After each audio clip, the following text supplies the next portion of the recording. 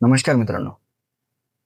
आज दिनांक 4 एप्रिल 2024 आणि आजचा विषय आहे INS अरिदमन, भारताची तिसरी अण्वस्त्र पाणबुडी.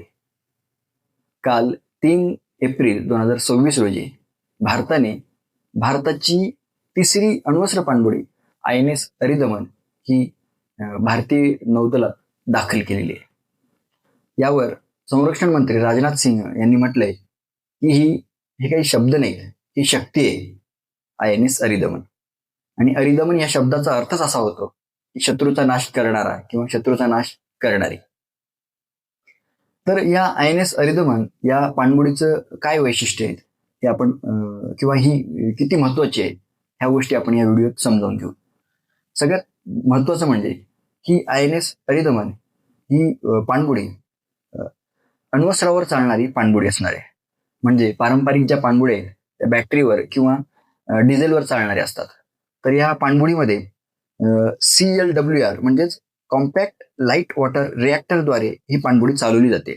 त्यामुळे या पाणबुडीमध्ये कंपनं कमी होतात आणि आवाज सुद्धा कमी होतो. त्यामुळे शत्रूला ही पाणबुडी सहजासहजी सापडत नाही. दुसरी गोष्ट म्हणजे या पाणबुडीचा पाण्यावरचा वेग ताशी 12 ते 15 नॉटिकल्स आणि पाण्याखाली ताशी 24 नॉटिकल्स म्हणजेच 24 नॉटिकल्स म्हणजे जवळपास 44 किलोमीटर पर आवर या वेगाने ती धावू शकते. या पाणबुडीमध्ये जवळपास 8 उभ्या प्रक्षेपण नळ्या असणार आहेत.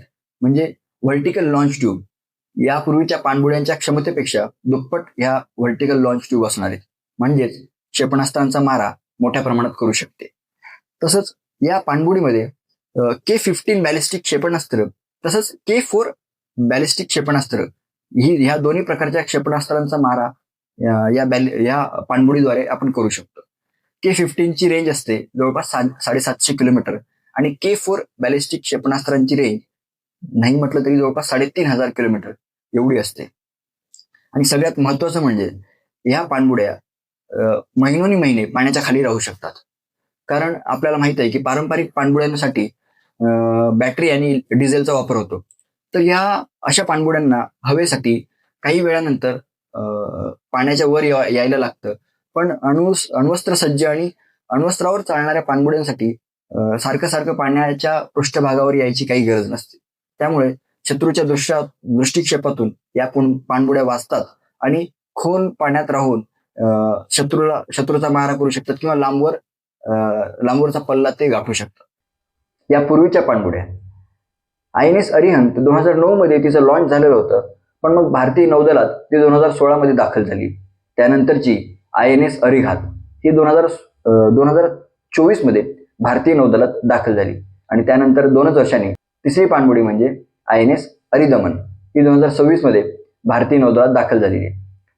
पण मग जसं मी तुम्हाला मगाशी म्हटलं की यापूर्वी बॅटरी आणि डिझेलवर चालणाऱ्या पाणबुड्या असताना अण्वस्त्रावर चालणाऱ्या पाणबुडीची गरज काय होती. तर जसं मी तुम्हाला मगाशी सांगितलं की अण्वस्त्रावर चालणाऱ्या पाणबुडी खूप काळासाठी पाण्याच्या खाली राहू शकतात. तसंच त्या आवाज आणि कंपन सुद्धा कमी करतात. म्हणजे शत्रूच्या नजरेपासून वाचण्यासाठी अगदी योग्य प्रकारच्या पाणबुड्या आहेत. तसंच एक न्यूक्लिअर ट्रायड नावाची एक कन्सेप्ट आहे. ह्यात जमिनीतून, हवेतून आणि समुद्रातून अण्वस्त्रांचा मारा करण्याची क्षमता म्हणजेच न्यूक्लिअर ट्रायड असं म्हटलं जातं. आणि INS अरिदमन ही समुद्रातील आपल्या अण्वस्त्र शक्तीचा एक कणा असणार आहे.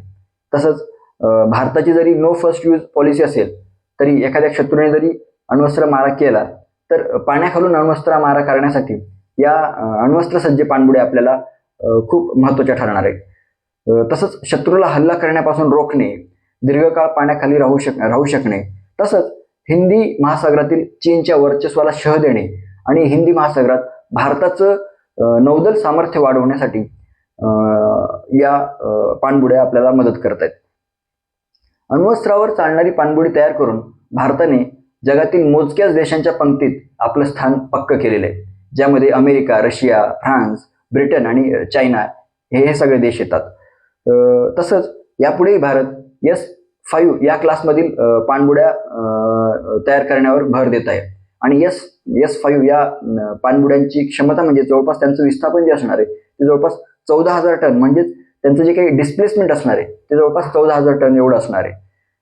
म्हणजेच या पिढीपेक्षा त्या मोठ्या असणार आहेत आणि शक्तिशाली असणार आहेत. थोडक्यात सांगायचं झालं तर INS अरिदमन ही भारताच्या संरक्षण इतिहासातील एक मैलाचा दगड ठरणार आहे.